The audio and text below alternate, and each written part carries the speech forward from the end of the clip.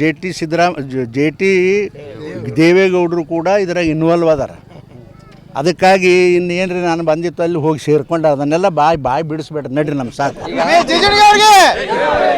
ನೋಡ್ರಿ, ಪರಮೇಶ್ವರ್ ಅವ್ರು ಏನಾರು ಹೇಳಿ ಇಡೀ ದೇಶದ ಜನರಿಗೆ ಗೊತ್ತದ ಇವ್ರಿಗೆ ಮೋದಿ ಅಟ್ಟು ಗಂಡಸ್ತಾನದ ಅನ್ನೋದು.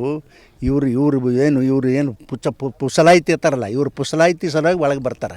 ಹಿಂದೆ ನಾವಿದ್ದೇವ, ಈಗ ನಿನ್ನೆ 5-6 ಜನರು ಹಿಡ್ದಾರ, ಅವಾಗ ನಾವೇ ಇದ್ದಾವ. ಯಾರು ತಂದು ಸೇರಿಸಿದ್ರಿ? ಯಾರು ತಂದು ಸೇರಿಸಿದ್ರಿ? ನೀವೇ ತಾನೇ ಪಾಕಿಸ್ತಾನದವ್ರು ತಂದು ಒಳಗೆ ಬಿಟ್ಟದ್ದು. ಬಿಡ್ರಿ, ಭಾಳ ಬೇಡ, ಸಾಕು, ನಮಸ್ಕಾರ. ಎಲ್ಲನೂ ಗೊತ್ತದಲ್ರಿ. ಈಗ ಹೇಳಿಲ್ಲ ನಿನ್ನೆನೆ.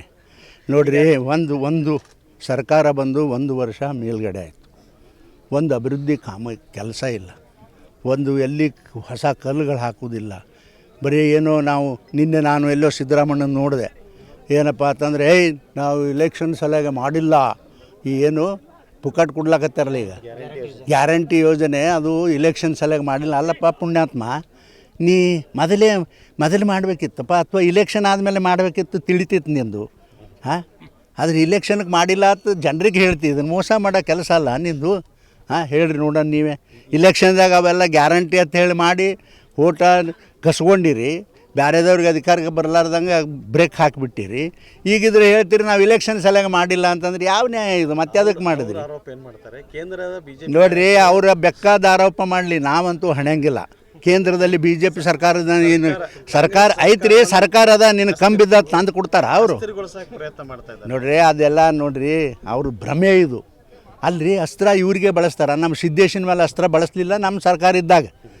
ಎಂ ಪಿ ಆಗಿದ್ರಲ್ಲ ಅವ್ರು. ಮತ್ತು ಅಲ್ಲ, ಅದು ನಾಚಿಕೆಗೇಡಿತನ ಅದು ಎಲ್ಲ. ಹಂಗೆ ಹೇಳೋದು ಹೇಡಿಗಳು ಅಂತ ಹೇಳಬೇಕಾಗ್ತದೆ.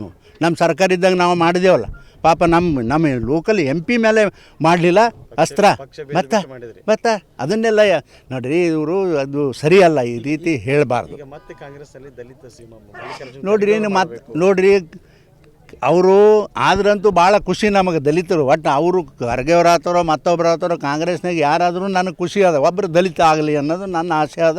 ಇದು ಜೀವಂತ ಇರುವವರೆಗೂ ನಾವು ಹೋರಾಟ ಮಾಡೋನೆ ಈ ರಾಜ್ಯದ. ಯಾಕಂದರೆ ಬೇರೆ ಎಲ್ಲ ರಾಜ್ಯಗಳಲ್ಲಿ ದಲಿತರಾಗಿ ಹೋಗ್ಯಾರ, ಇಲ್ಲೇನಪ್ಪ ಇಲ್ಲಿ ಯಾಕಿಲ್ಲ ಕರ್ನಾಟಕದಲ್ಲಿ? ಈ ಪ್ರಶ್ನೆ ನಾನು ಕೇಳಕ್ಕೆ ಶುರು ಮಾಡ್ತೀನಿ ಇನ್ನು ಮುಂದಿನ ದಿನಮಾನಗಳಲ್ಲಿ. ಕೇಳಲಾರ್ದೇನು ಸುಮ್ಮನೆ ಇರ್ತೇವ? ಒಳ್ಳೆ ಕಥೆ ಐತಲ್ಲ.